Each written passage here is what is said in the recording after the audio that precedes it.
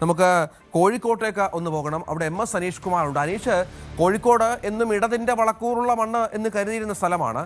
പക്ഷെ അവിടെ തദ്ദേശ തെരഞ്ഞെടുപ്പിൽ UDF നേടിയ വലിയ ഒരു മേൽക്കൈ കോഴിക്കോട് കോർപ്പറേഷനിലൊക്കെ LDF-നെ ഞെട്ടിച്ചുകൊണ്ടായിരുന്നു അവരുടെ മുന്നേറ്റം എന്ന് കരുതണം.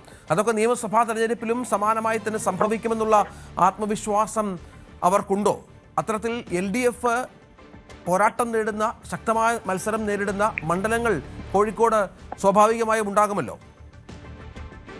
തീർച്ചയായും കഴിഞ്ഞ 10-25 വർഷമായി കോൺഗ്രസിന് MLA-മാർ പോലും ഇല്ലാത്ത ഒരു ജില്ലയാണ് കോഴിക്കോട്. 2025 വർഷം മുമ്പ് സുജനപാലും P ശങ്കരനും കൊയിലാണ്ടിയിൽ നിന്നും കോഴിക്കോട് 1-ൽ നിന്നുമാണ് അവസാന കോൺഗ്രസ് MLA-മാർ ഉണ്ടായിരുന്നത്. പക്ഷേ ഇത്തവണ ഒന്നിലധികം MLA-മാർ കോഴിക്കോട്ട് കോൺഗ്രസിൽ നിന്നുണ്ടാവും എന്നൊരു പ്രതീക്ഷയിലാണ് അവരുടെ പ്രചാരണ രീതികളൊക്കെ മുന്നോട്ട് പോകുന്നത്. എന്തായാലും മത്സരം അവസാന ഘട്ടത്തിലേക്ക് എത്തുമ്പോൾ വലിയ ആവേശം പല മണ്ഡലങ്ങളിലും പ്രകടമാണ്. കഴിഞ്ഞ തവണ 11 സീറ്റുകളാണ് LDF കോഴിക്കോട് ജില്ലയിൽ നിന്നും മാത്രം നേടിയത്. അതിൽ ഒന്ന് KK രമ വടകരയിൽ നിന്നും കൊടുവള്ളിയിൽ നിന്നും MK മുനീറും ജയിച്ചത് ഒഴിവാക്കിയാൽ മറ്റൊരിടങ്ങളിലും വിജയം സ്വന്തമാക്കാൻ ലീഗിനോ കോൺഗ്രസിനോ കഴിഞ്ഞിരുന്നില്ല. എന്തായാലും ആ ചരിത്രം തിരുത്തുമെന്ന പ്രതീക്ഷയിൽ തന്നെയാണ് ഇത്തവണയും ഉള്ളത്. ഒപ്പം നഗര കേന്ദ്രീകൃതമായ 2 മണ്ഡലങ്ങളിൽ ശക്തമായ പോരാട്ടം കാഴ്ചവെക്കാൻ BJPക്കും കഴിയുന്നുണ്ട്. അതായത് കോഴിക്കോട് സൗത്തിലും നോർത്തിലും BJPയുടെ സിറ്റിംഗ് കൗൺസിലർമാർ തന്നെ മത്സരിക്കുന്നുണ്ട്. അവർ വലിയ മാറ്റങ്ങൾ കൊണ്ടുവരും, അല്ലെങ്കിൽ വോട്ട് വിഹിതത്തിൽ വർധനവ് വരുത്തും എന്ന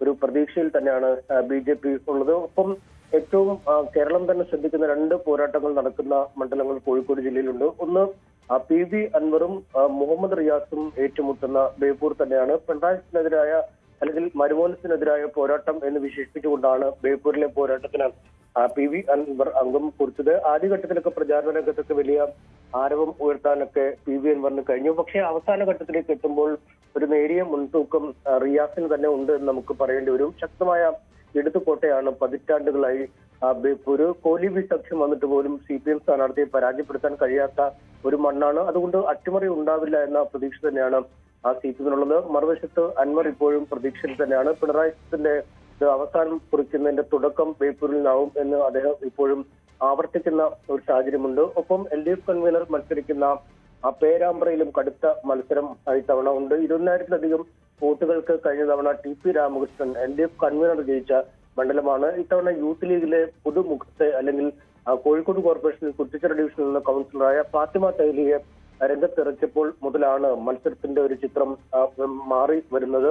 എന്തായാലും ഷാഫി പറമ്പിൽ വടകരയിൽ സൃഷ്ടിച്ച ഒരു തുല്യമായ ഒരു ആവേശം സൃഷ്ടിക്കാൻ പേരാമ്പ്രയിൽ ഫാത്തിമ തൈലിക്ക് കഴിഞ്ഞിരുന്നു.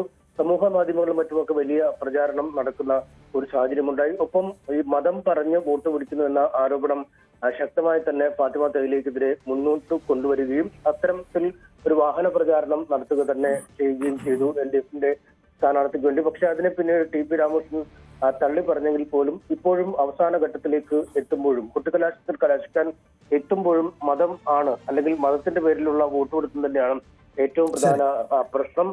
അവിടെ എന്തെങ്കിലും അട്ടിമറികൾ നടക്കുമോ എന്താണ് നമുക്ക് കാത്തിരുന്നു കാണാൻ. ശരി അനീഷ്.